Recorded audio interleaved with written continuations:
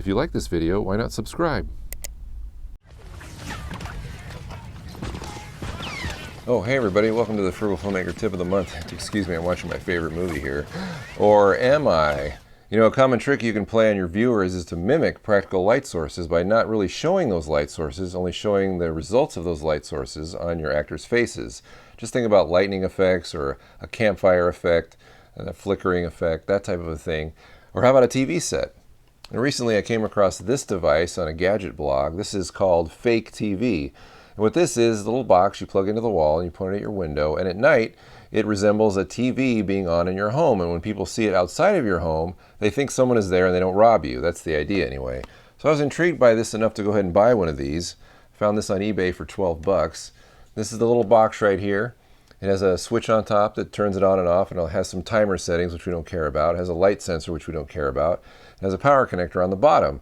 And you can plug the AC adapter into that, or you can use those Sony rechargeable batteries and battery cradles that we used on my camera and my external monitor in a previous episode, or you can build a little adapter cable and run this thing off of a 9-volt battery, and that's what I've done here, since it runs on 9 volts.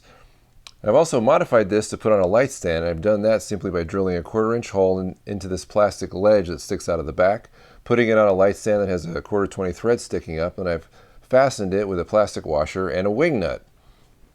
Now you might ask yourself, why do I even need this thing? I've got a TV on my set. Well, that might be true, and actually a real TV is the best way to do this kind of effect. But let's say you want to move that light source around. It's much harder to move an actual TV around your set than it is this little device on a light stand. Or if you don't have a TV on your set, it's much easier to bring this thing in than it is a real TV set. Now I admit this device isn't perfect. This isn't really a random light pattern. It's actually a cyclic light pattern that repeats itself every 15 to 20 seconds. I wish that was longer for longer takes, so that people don't notice the pattern if they notice at all. I also wish this was a little bit brighter for wider shots, but they do sell units that are brighter and I think have a different light pattern, but they cost a little bit more money. I went with the cheapest thing I could find. This is actually a first generation model, I'm pretty sure. That's why it only cost $12, but that's what I paid for it.